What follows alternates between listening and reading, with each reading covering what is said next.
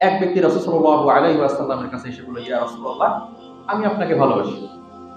রাসূল সাল্লাল্লাহু আলাইহি ওয়াসাল্লাম বললেন, তুমি যা বলেছো তা কি ভেবে চিন্তে বলেছো? রাসূল সাল্লাল্লাহু কি বললেন? তুমি যে কথা বলেছো এই কথা কি ভেবে চিন্তে বলেছো? লোকটি বলল, আল্লাহর কসম করে বলতেছি ইয়া রাসূলুল্লাহ, আমি আপনাকে ভালোবাসি।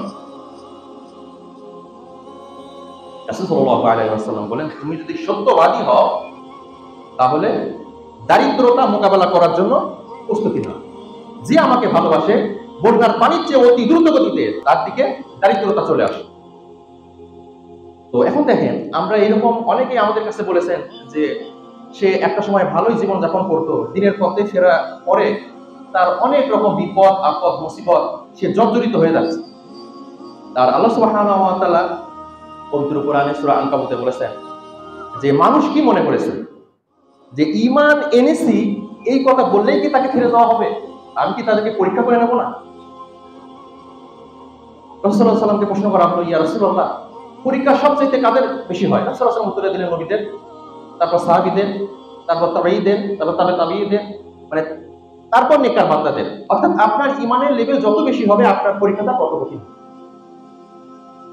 একটা সময় মনে হবে যে আর না টিকে থাকা যাচ্ছে না। আপনার ঈমান যত বৃদ্ধি পাবে আপনার পরীক্ষাটাও তত বেশি কঠিন হবে। আল্লাহ সুবহানাহু ওয়া তাআলা সূরা বাকারায় বলেছেন, ওয়ালা নাবলুওয়ান্নাকুম বিশাইইন মিনাল খাউফি ওয়াল জু'i ওয়া নাকসিন মিনাল আমওয়ালি ওয়াল আনফুসি ওয়াস সামারাত ওয়া বাশশিরিস সাবিরিন। তো আমি তোমাদেরকে অবশ্যই, আল্লাহ সুবহানাহু ওয়া তাআলা বলতেছেন, অবশ্যই আমি তোমাদেরকে ভয় ভীতি ক্ষুধা তারপরে জান মাল এবং ফল ফলাদি ক্ষতি দ্বারা তোমাদেরকে পরীক্ষা করব। অর্থাৎ আপনি যখন দিনের পথে ফিরবেন আপনি 100% শিওর থাকেন যে আপনার পরীক্ষা আসবেই, এতে কোনো সন্দেহ নাই। আপনার পরীক্ষা আসবেই। আল্লাহ সুবহানাহু ওয়া তাআলা বিভিন্ন ভাবে আপনাকে পরীক্ষা করবেন। ভয় ভীতি ক্ষুধা দারিদ্রতা দিয়ে আপনি পরীক্ষা করবেন, ভয় ভীতি দিয়ে আপনাকে পরীক্ষা করবেন, আপনার ফসল ফলাদি দিয়ে পরীক্ষা করবেন, আপনার জান মাল দিয়ে আল্লাহ সুবহানাহু ওয়া তাআলা আপনাকে পরীক্ষা করবেন। এখন এই পরীক্ষা থেকে যদি উত্তীর্ণ হতে পারেন তাহলে আল্লাহ সুবহানাহু ওয়া তাআলা বলছেন ওয়াবাশশিরিস সাবিরিন, তাহলে তুমি তাদেরকে কি দাও? সুসংবাদ দাও। আপনি এই পরীক্ষায় যদি উত্তীর্ণ হন তাহলে আপনার জন্য আসে সুসংবাদ, অর্থাৎ আপনার জন্য অপেক্ষা করতেছে চিরস্থায়ী জান্নাত। আল্লাহ সুবহানাহু ওয়া তাআলা আমাদেরকে সঠিক পথ দান করুন। রাসূল সাল্লাল্লাহু আলাইহি ওয়াসাল্লাম বলেছেন, হাদিসে কুদসি আল্লাহ সুবহানাহু ওয়া তাআলা বলেন যে নেককার বান্দাদের জন্য আমি এমন কিছু প্রস্তুত করে রেখেছি বা মজুদ করে রেখেছি যা চোখ কখনো দেখে নাই, কান কখনো শুনে নাই এবং মানুষের কল্পনা কখনো সেখানে পৌঁছতে পারবে না। এই যে আমরা জান্নাতের বর্ণনাগুলো শুনি, আমাদের একটা কল্পনা হয় যে জান্নাত মনে হয় এইরকম হবে, অথচ আল্লাহ সুবহানাহু ওয়া তাআলা বলতেছেন যে মানুষের কল্পনা কিয়ামত পর্যন্ত যদি কোনো ব্যক্তি কল্পনা করে আল্লাহ সুবহানাহু ওয়া তাআলা জান্নাত এত সুন্দর তার কল্পনা অবধি পৌঁছাতে পারবে না। আল্লাহু আকবার। তাহলে আল্লাহ সুবহানাহু ওয়া তাআলা কত সুন্দর জান্নাত আমাদের জন্য মজুদ করে রেখেছেন যদি আমরা আল্লাহ সুবহানাহু ওয়া তাআলার নির্দেশ অনুযায়ী চলতে পারি।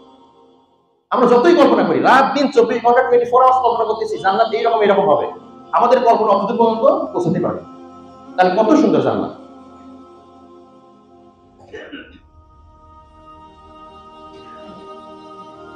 আর রাসূল সাল্লাল্লাহু আলাইহি ওয়াসাল্লাম বলেছেন, আমরা অনেকেই জানি, এই হাদিস আমরা অসংখ্যবার শুনেছি, রাসূল সাল্লাল্লাহু আলাইহি ওয়াসাল্লাম বলেছেন যে জান্নাতে একটা চাবুক বা বেত রাখার জায়গা, একটা চাবুক বা বেত রাখার জায়গা কতটুকু হতে পারে? 1 ফিট 2 ফিট 3 ফিট। এই জায়গাটুকু দুনিয়া এবং দুনিয়ার মাঝে যা কিছু আছে তার চেয়ে বেশি। কোন ঈমানদার মুমিন ব্যক্তিকে যদি গোটা দুনিয়া দেওয়া হয় আর যদি বলা হয় যে তোমাকে জান্নাত থেকে বঞ্চিত করা হলো, তোমাকে জান্নাত দেওয়া হবে না, ও বলবে আমি দুনিয়া চাই না, আমি জান্নাত চাই। কারণ আপনি চিন্তা করেন যে দুনিয়া এবং দুনিয়াতে যা কিছু আছে জান্নাতের 1 ফিট জায়গা তার চেয়ে উত্তম।